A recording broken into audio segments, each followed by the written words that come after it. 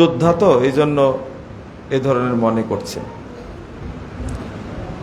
আর এই সময়ে বিষয়টা বলার দরকার, ইরানের যারা রাফেজি শিয়া তারা আল্লাহ রাসূলের স্ত্রীদেরকে, সাহাবীদেরকে, তাবেঈদেরকে কাফের বলে থাকে এবং অভিশাপ দেয় তারা সব সময়। তার মধ্যে এদের লিডার হলো যে মরে গেছে বোমা হামলায়, আয়াতুশ শয়তান, এ একজন। আল্লাহর কাছে দোয়া করি, দুই কুত্তায় মারামারি লাগছে, আল্লাহ যেন দুইটাকেই ধ্বংস করে, বলেন আমিন।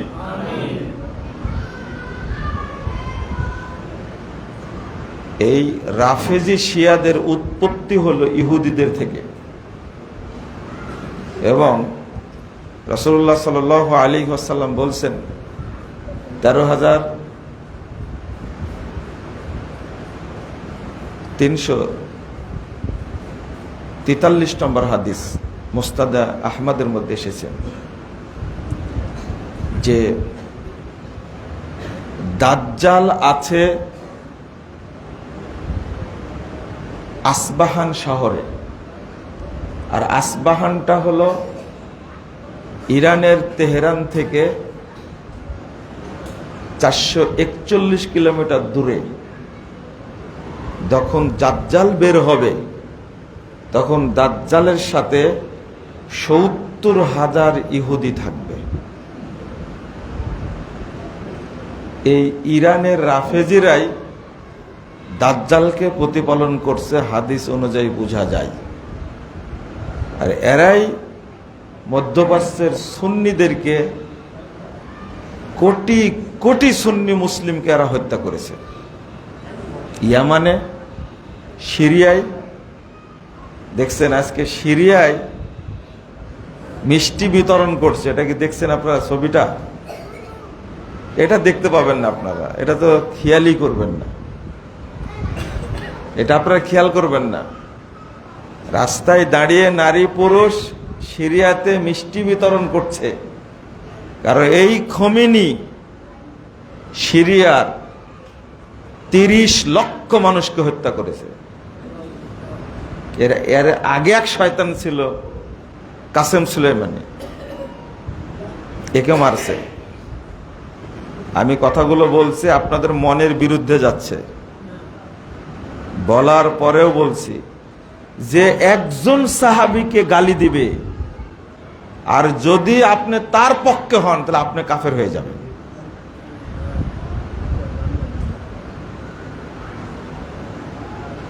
অথচ এই ইরানের শিয়ারা, রাফেজিরা 5 জন সাহাবী বাদ দিয়ে আল্লাহ রাসূলের সকল স্ত্রী, সকল সাহাবী, সকল তাবেঈ, সকল তাবে এবং আহলুস সুন্নাহ ওয়াল জামাতের যত ইমাম, ইমাম আবু হানিফা, ইমাম শাফি, ইমাম মালিক, ইমাম আহমদ, ইমাম বুখারী, ইমাম ইবনে তাইমিয়া সহ সবাইকে তারা কাফের মনে করে। এটা এই বাংলাদেশের শিয়া মুসলমানদের জানা উচিত, এই জন্য আমি বলি কথাগুলো। সৌদি আরবের উপরে হামলা করলো কেন? বাংলাদেশের উপরে করুক। বাংলাদেশে আমেরিকার দূতাবাস আছে না? আছে দূতাবাস? আমেরিকার সৈন্য আছে না? আছে তো। কোন দেশে নাই? একসঙ্গে 27টি স্থানে হামলা করেছে। এই বোমাগুলো তুই তো ব্যবহার করতে পারতে ইসরায়েলের বিরুদ্ধে, পারতো না? এগুলো ব্যবহার করেছে বাহরাইনের বিরুদ্ধে, কাতারের বিরুদ্ধে, দুবাইয়ের বিরুদ্ধে, কুয়েতের বিরুদ্ধে ব্যবহার করেছে এগুলো। কারণ সেখানে আমেরিকান সৈন্য আছে। তাই আমেরিকার সৈন্য কেন রাখা হয়েছে এটাও তো আপনারা জানেন না। আজকে ইরান এত বড় শত্রু, এই কথাটা আজকে বলেই আমি আর একটা কথা বলবো রমাদান সম্পর্কে। আপনারা রাগ করবেন না যে রমাদান মাসে এগুলো বলছেন কেন। এই ইরানের রাফেজি শিয়াদের প্রতি ভক্তি দেখালে ইন্না লিল্লাহ পড়লে আপনি কাফের হয়ে যাবেন, এতে কোনো সন্দেহ নেই। তাদেরকে চিনেন আপনি, আগে তাদের সম্পর্কে জানেন। এই রাফেজি শিয়ারা আর একটা রাষ্ট্র যদি দখল করতে পারে, ওদের টার্গেট ছিল সিরিয়া দখল করেছি, ইয়ামান দখল করেছি, লেবানন দখল করেছি, ফিলিস্তিন দখল করব, আর লাস্ট সিদ্ধান্ত সৌদি আরব দখল করব। সৌদি আরব দখল করলে তাদের মিশন শেষ।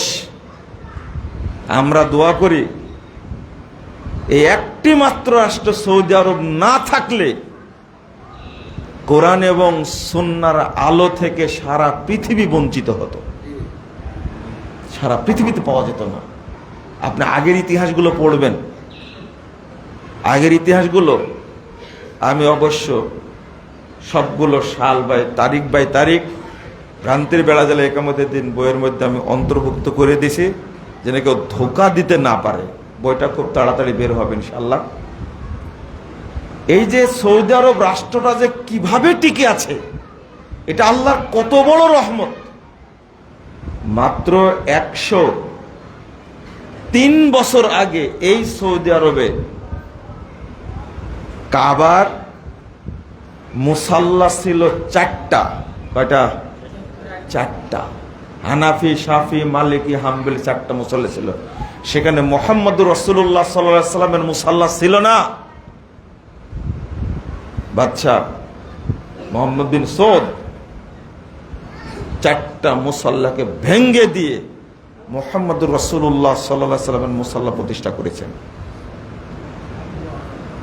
আপনারা দোয়া করবেন যে মুসলিম বিশ্বে যেন শুধু মুহাম্মদ সাল্লাল্লাহু আলাইহি সাল্লামের আদর্শ থাকে, সব আদর্শ যেন ধ্বংস হয়ে যায়।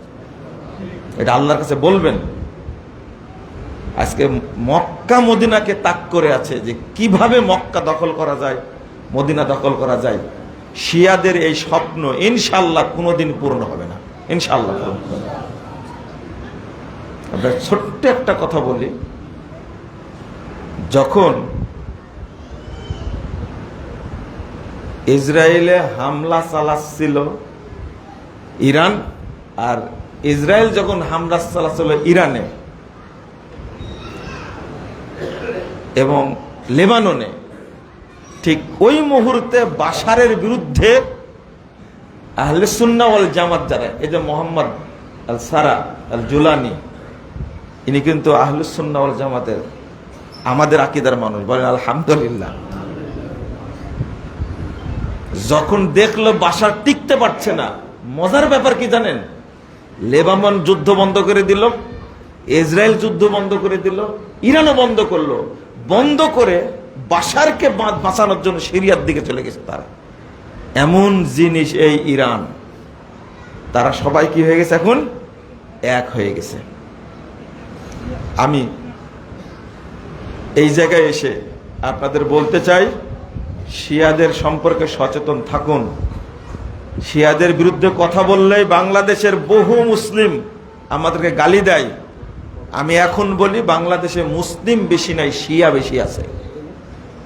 শিয়া আকীদার লোক বেশি আছে বাংলাদেশে। যারা মা আয়েশাকে গালি দেয় আর তাদেরকে যারা আদর্শ মনে করে, ওরা মুসলমান? আপনি বলেন দেখি, মুসলমান তারা? কিভাবে সম্ভব? যারা আবু বকরের নাম দিছে ফেরাউন, আস্তাগফিরুল্লাহ, যারা আবু বকরের নাম দিছে, কে উমর রাদিয়াল্লাহু নাম দিছে হামান, যারা কোরআনকে বিকৃত করে 90 পারা করেছে, এরা মুসলমান?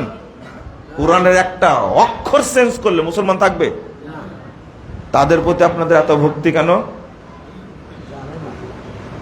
5 কোটি মানুষকে হত্যা করেছে এই ইরানে, সব ছিল আহলে সুন্নাহ ওয়াল জামাত। প্রতিদিন সুন্নিদের দোয়া করা উচিত, আল্লাহ যেন এই ইরানের শিয়াদেরকে ধ্বংস করেন। বলেন আমিন, বলেন। আজকে ইয়ামানে সুন্নিদেরকে 10,000 আলেমকে হত্যা করেছে এই খোমেনি। আল্লাহ এক সময় সুন্নিদের সময় দেন, কখন দিবেন সেটা আমরা জানি না, এতটুকু মনে রাখবেন। আল্লাহ যেন সারা পৃথিবীতে সুন্নি মুসলিমকে যেন হেফাজত করেন, বলেন আমিন। আমি বলি না যে আমেরিকা হামলা করেছে ভালো করেছে, আমি এটা বলছি না। আমি আগেই বলেছি, দুই কুকুরে মারামারি লাগছে, আপনি কার পক্ষে হবেন? বুঝেন না কথা? আপনি আকীদা বুঝবেন, ও সালাত পড়ে কি করবেন আপনি? সিয়াম পালন করে কি করবেন আপনি? যদি সাহাবীদের প্রতি বিদ্বেষ থাকে, সাহাবীদের প্রতি ঈমান রাখা হলো আকীদার অংশ। আপনি তাদের সাথে কত সুন্দর বন্ধুত্ব পেশ করছেন। বিশ্ব সন্ত্রাসী, 1 নম্বর বিশ্ব সন্ত্রাসী হলো ডোনাল্ড ট্রাম্প, আমেরিকার প্রেসিডেন্ট। এতে কোনো সন্দেহ আছে? ও কোন তালে যে এগুলো করছে আপনি কি জানেন নাকি? এগুলো এক এক করে ধ্বংস করবে। ইরাককে শেষ করে দিয়েছে না? আফগানিস্তানকে শেষ করে দিয়েছে না? আফগানিস্তানের আগের শাসক কে ছিল? শিয়া আশরাফ ঘানি, এটা তো জানেন না আপনারা। এখন ইরাকের শাসক কে? তারাও শিয়া। ইরানের শাসকও শিয়া। ইয়ামান দখল করতে চাচ্ছে, সিরিয়া দখলে ছিল 53 বছর। এখন মুসলিমরা আলহামদুলিল্লাহ আহলে সুন্নাত জামাত তারা দখল করেছে, আলহামদুলিল্লাহ, আল্লাহ শুকরিয়া। সৌদি আরবকে যেন আল্লাহ হেফাজত করে, বলেন আমিন। চলেন বন্ধুরা আমার, আমি যে আয়াতটা পাশ করেছি রমাজান উপলক্ষে কথা বলতে হবে, এটাই ঠিক। তো প্রাসঙ্গিক কিছু কথা আসে, এটা আপনি মেনে নিতে হবে। আকস্মাত যে কোনো কথা আসে, এই আকীদা সম্পর্কে আপনারা জানবেন দয়া করে। গালিগালাজ আমাকে করেন, গালিগালাজ করার পরে আপনি একটু পড়েন দয়া করে, ইতিহাসগুলো পড়েন। বাগদাদের জ্ঞান কেন্দ্র কেমনে ধ্বংস হয়েছে, কাদের কারণে ধ্বংস হয়েছে, হালাকু খাঁকে কারা নিয়ে আসছিল, এই ইতিহাসগুলো পড়বেন ভালো করে। আমি পড়ার জন্য শুধু ইঙ্গিত দিলাম। জাযাকুমুল্লাহ খায়রান।